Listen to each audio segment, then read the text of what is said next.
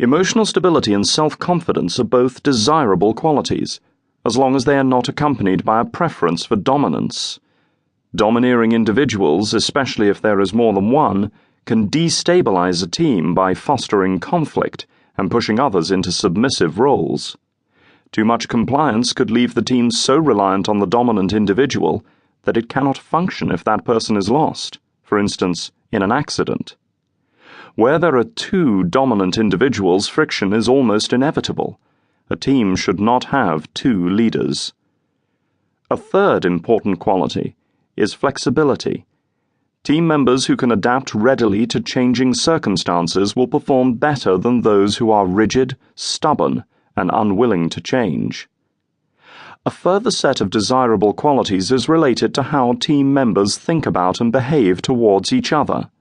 We touched earlier on the importance of having a cooperative, as opposed to competitive, orientation. Team members must also trust each other, as well as being trustworthy and reliable themselves. In extreme environments, you may have to trust your teammates with your life. Several established personality tests include ways of measuring an individual's tendency to trust or be suspicious of other people. Those who score highly on measures of trust tend to believe that others can be relied on unless there is evidence to the contrary. People who assume that others are basically trustworthy also tend to be more cooperative and, as we have seen, cooperativeness is a good thing in teams. The mechanisms by which trust increases team performance are not entirely clear. There could be a direct relationship.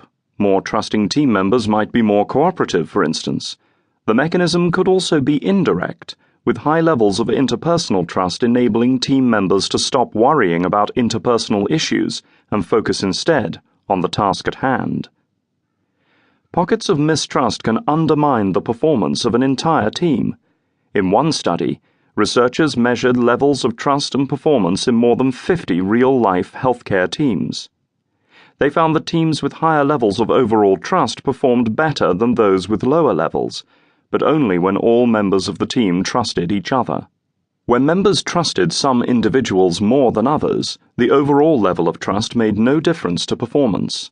In other words, mutual and equal trust between team members is what matters, not just a broad overall level of trust that could mask pockets of mistrust.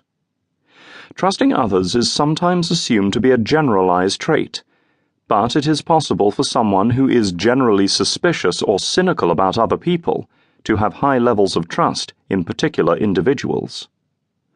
A final element in the set of interpersonal competencies is the extent to which individuals are agreeable. Psychological measures of agreeableness tap into a person's tendency to feel warm towards and get on with other people. Trust is part of this characteristic, as are kindness, empathy, and tolerance towards others. The opposite qualities, including intolerance, coldness, and selfishness, are obviously not those of a team player. Several studies have found that measures of agreeableness are predictive of coping in extreme environments. For instance, people who are friendly and participatory fit in better and feel happier in polar stations, according to a study of more than 100 people who spent time in Antarctica.